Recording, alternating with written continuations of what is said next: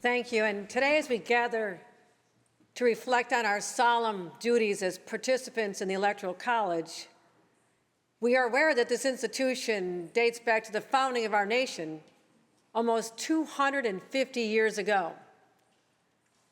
So there's a sense of history, tradition, pride.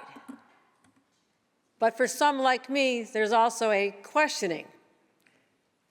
Now, historians tell us that the Electoral College was a result of compromise, devised by our founders in search of a consensus, when a unified United States of America simply didn't exist.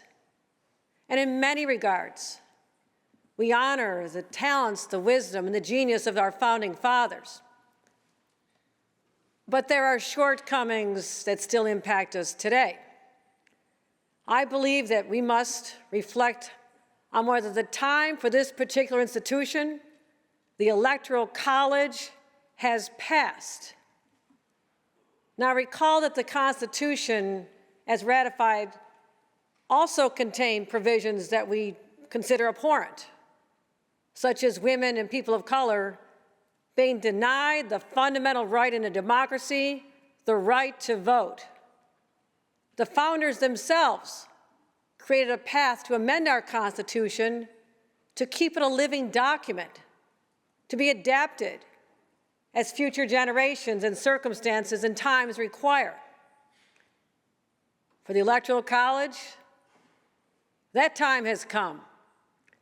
Unfairly, less populated states have outsized influence, and in fact, the votes of their residents count more than the residents of a state like New York.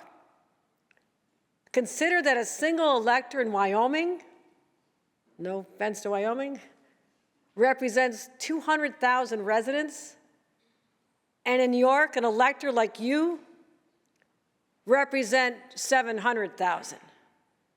And this convoluted process also leads candidates for president to spend an inordinate amount of time in a few swing states rather than appealing to the voters of our entire country.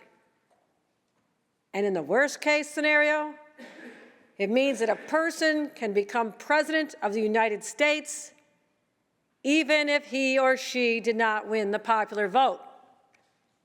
Something I recall as I sat in this room right there next to President Bill Clinton when we were both electors in 2016.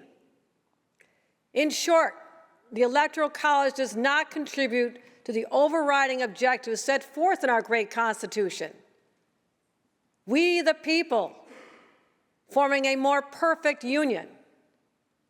And I strongly believe that the people of New York State and the United States of America should and must have their votes count equally, and that the popular vote should prevail. It's time to amend the Constitution and relegate the institution of the Electoral College to the history books. As governor of the Empire State and president of this Electoral College, I'm ready to do my part. Thank you.